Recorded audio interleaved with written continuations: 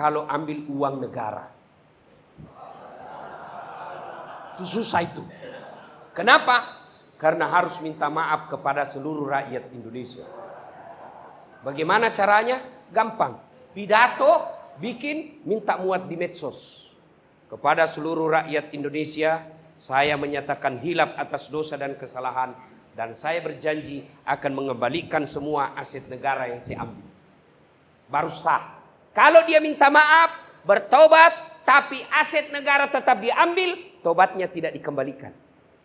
Dan nanti barang yang pernah diambil itu disuruh pikul. Jadi kalau ada orang korupsi, ngambil rumah, itu disuruh pikul nanti itu. Dia bilang orang, mana bisa dipikul? Allah berikan kemampuan untuk memikulnya. Maka saudara kalau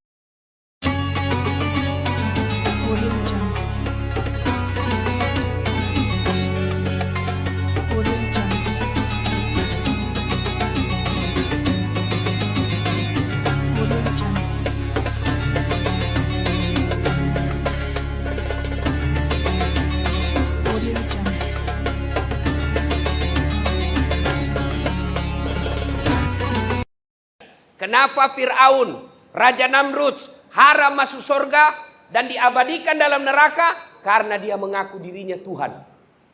Selain itu pasti Allah ampuni. Cara menyesal, mengakui, tidak mengulang, ganti kebaikan. Pasti Allah ampuni.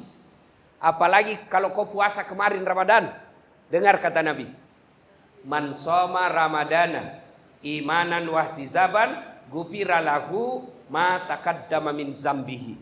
Barang siapa yang berpuasa di bulan suci Ramadan dengan niat iman dan ikhlas, Allah ampuni dosanya yang telah lalu dan yang akan datang. Itu baru puasa. Tapi bagaimana kalau pidana? Pidana itu berkaitan dengan orang lain. Cara bertobatnya selain yang 4 ini, minta maaf sama yang bersangkutan. Jadi jangan lagi berkata saya tidak salah. Biarkan pengadilan yang membuktikan salah tidaknya. Maka minta maaf. Caranya minta maaf, kalau kau tidak bisa keluar, telepon. Telepon. Tidak bisa telepon dia karena dia menolak teleponmu, utus keluargamu.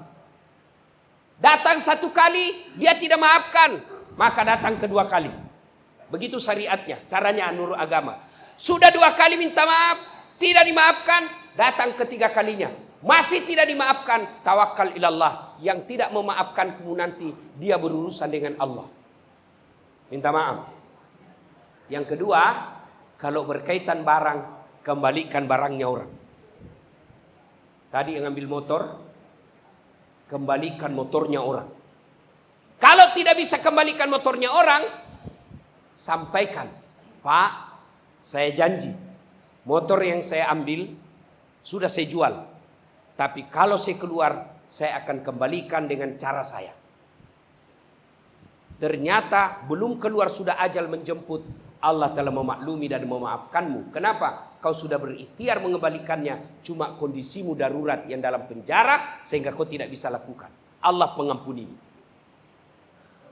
Jadi yang susah kalau ambil uang negara.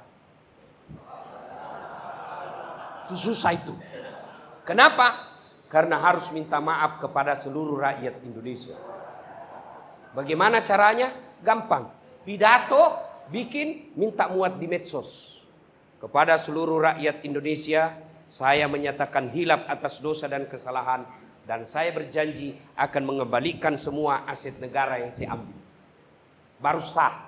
Kalau dia minta maaf, bertobat, tapi aset negara tetap diambil, tobatnya tidak dikembalikan. Dan nanti barang yang pernah diambil itu disuruh pikul. Jadi kalau ada orang korupsi, ngambil rumah, itu disuruh pikul nanti itu. Dia bilang orang, mana bisa dipikul? Allah berikan kemampuan untuk memikulnya. Maka saudara kalau ada kasus seperti itu di sini, bertobat supaya diterima tobatnya, kembalikan barang negara. Ibu bapak saudara-saudara sekalian, waktu yang terbatas. Saya mau tanya, ada yang mau bertanya? Ada? Itu dulu yang muda. Saya kasih kesempatan. Silakan bertanya, dapat hadiah. Nah, Jangan cerita kasusmu, urusan pengadilan itu. Ya, apa masalahnya? Ya. Kalau narkoba bertobatnya gimana, Pak? Bertobatnya 1 menyesal, 2 tidak ulang. Jangan lagi kau tobat tapi tetap konsumsi. Dia bilang saya tidak bisa kalau tidak konsumsi. Tidak boleh, berhenti. Yang ketiga, kalau ada berkaitan dengan uang yang kau dapat dengan menjual itu, uang itu sedekahkan. Semuanya. Membersihkan. Jangan lagi kau pikir ini jerih payah saya. Ini hasil keringat. Kalau itu kau yakin uang narkoba, maka sedekahkan. Kembalikan. Oke? Berapa tahun ancaman? 9 tahun. Berapa umur sekarang, Dek? Sudah menikah? Kau bersyukur karena belum menikah. Bayangkan kalau ada istri dan anakmu, dan kau di dalam begini, anak dan istrimu pasti nanggung dosa, nanggung malu. Kau bersyukur karena kamu masuk di sini pada saat usia muda. Gimana kalau kau sudah punya cucu? Cucumu bilang, bapakku narapidana. Ya kan? Kau bersyukur. Berpikir seperti itu, insya Allah membuat hati tenang. Ya, oke? Ya, terima kasih. Ada lagi? Ada lagi? Di sana? Enggak ono? Piye kabare? Api-api? Je? Ada lagu itu kalau kita dalam penjara begini lagunya. Berakit-rakit dahulu, berenang-renang ke tepian, sakit-sakit dahulu, susah-susah dahulu, lalu kemudian berbahagia. Itu kalau kau tobat. Kalau kau tidak tobat, lalu kemudian tetap susah. Itu ya. Oke, ada lagi? Siapa? Ini bapak ini. Apa masalahnya, Pak? Masalah tahun lalu, sebelum almarhum bapak saya sering ngelawan sama orang tua saya sampai saya di dalam, orang tua saya meninggal. Itu kira-kira untuk bertobatnya seperti apa, Pak? Ya, ini dengar ini. Banyak yang bertanya begini, Ustadz, saya dulu nakal, sering membuat ibu bapak saya menangis, selalu saya lawan. Tapi setelah saya di penjara, beliau meninggal. Tidak sempat lagi ketemu dan tidak sempat minta maaf. Bagaimana cara berbuat baiknya? 1, doakan. Doa untuk orang tua sudah meninggal, Mas, tidak banyak. Ya Allah, ampuni dosanya. 2, terima amalnya. 3, lipat gandakan kebaikannya. 4, lapangkan alam kuburnya. Itu. Coba ulang, Mas. Ya Allah, ampuni dosanya. Terima amalnya. Lipat gandakan kebaikannya. Lapangkan alam kuburnya. Kalau dalam hati sampean menyesal, Allah ampuni. Ya. Oke. Ada lagi? Sampean. Ya. Apa masalahnya? Kawin lagi tidak dapat izin.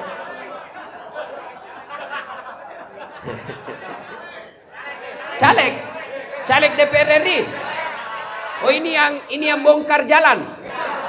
Oh iya. Iya, Mas. Berarti sampean banyak fans di sini ya? Assalamualaikum warahmatullahi wabarakatuh. Waalaikumsalam.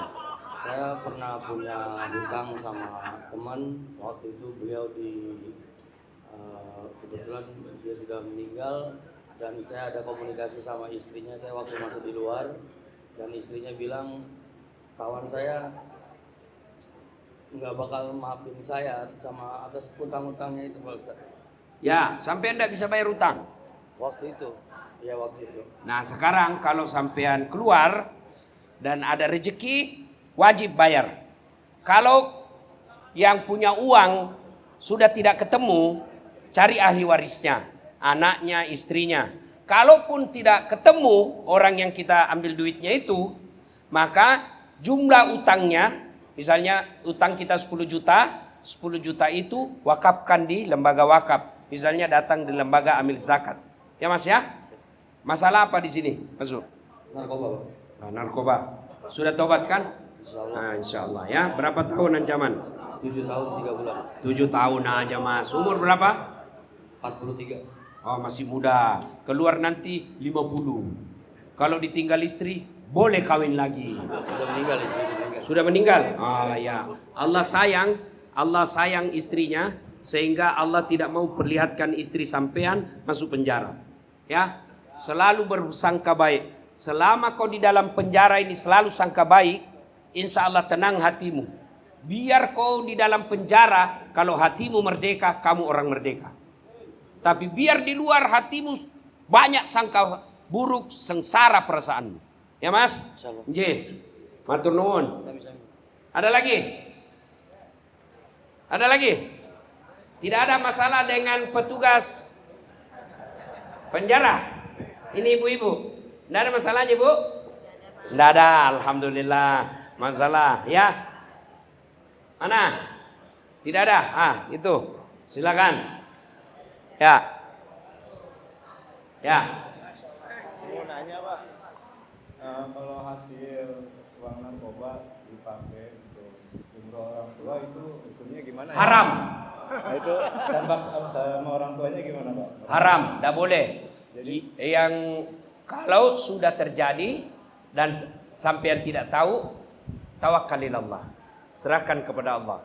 Tapi yang tersisa sekarang dari uang narkoba itu lepaskan, masukkan lembaga amil zakat. Ya, oke. Jadi masuk sini narkoba juga. iya, Berapa tahun? 14 tahun. Berapa gram? 200. 200 gram. Oh iyalah. Ya, sampean sabar aja Mas ya.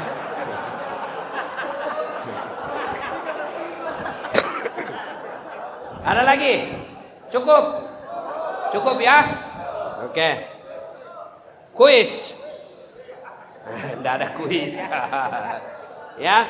Jadi Bapak Ibu adik-adik sekalian, saudara-saudaraku, kalau mau tenang dalam penjara, jangan kau selalu berpikir kenapa saya di sini, kenapa begini, kenapa begini.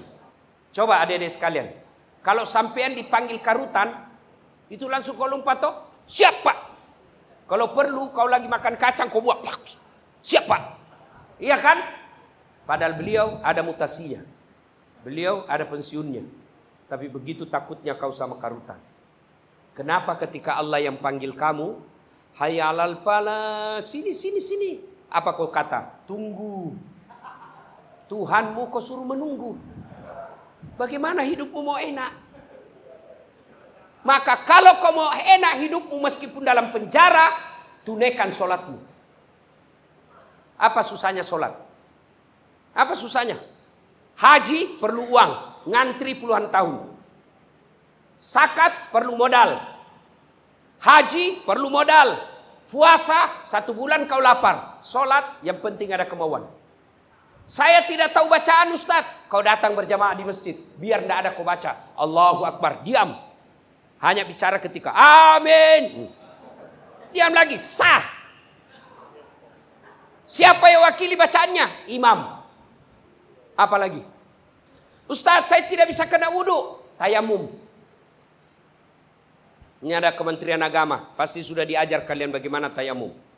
Ustaz tidak bisa berdiri. Duduk. Bagaimana cara sholat duduk? Coba lihat. Anggap saya lagi duduk. Anggap ini duduk ya. Allahu Akbar. Baca doa iftitah, baca Al-Fatihah, baca surah pendek. Imam ruku, ruku. Allahu Akbar. Kalau ruku, kepala saja kau kasih goyang. Allahu Akbar. Sami Allahu liman hamidah. Kalau sujud, bukan kepala goyang, badanmu ikut kau goyangkan. Allahu Akbar. Salat duduk. Tidak bisa salat duduk Ustaz. Salat baring. Bukan salat tidur. Kalau tidur tidak sadar. Salat baring. Gimana caranya Ustaz? Ini kiblat. Maka kepalamu di sini, kakimu sini. Salatlah kau. Tangan masih bergerak, mulut masih bergerak. Allahu Akbar. Bismillahirrahmanirrahim. Sami Allahu. Itu salat pakai salat baring. Tidak bisa juga Ustaz, salat pakai isyarat. Mana namanya salat pakai isyarat? Matamu saja kau kasih goyang-goyang. Allahu Akbar. Sami Allahu liman hamidah. Allahu. Jago ketawa, saya serius sini. Kau diajar kau ketawai kita. Ya. Tidak bisa juga salat pakai isyarat Ustaz. Salat dalam hati. Mata sudah tidak bergerak, mulut sudah tidak berucap, tangan sudah tidak bergerak. Dalam hati saja. bayangkan lagi ruku, baca doa ruku. Itu namanya sholat dalam hati. Masih tidak bisa Ustaz, ambil kain putih bungkus, bawa di kubur. Apalagi alasan tidak mau sholat? Apa? Tidak ada kecuali malas. Coba, bos, kalau kau tidak haji masih Islam, tidak puasa masih Islam, tidak bayar zakat masih Islam, tapi tidak sholat, kata Imam Syafi'i, kalau dia mati jangan kau sholati jenazahnya. Nabi katakan, kalau dia tidak sholat, dia kafir. Kafir tidak berarti keluar kau dari Islam. Islam kau tidak sholat, kafir.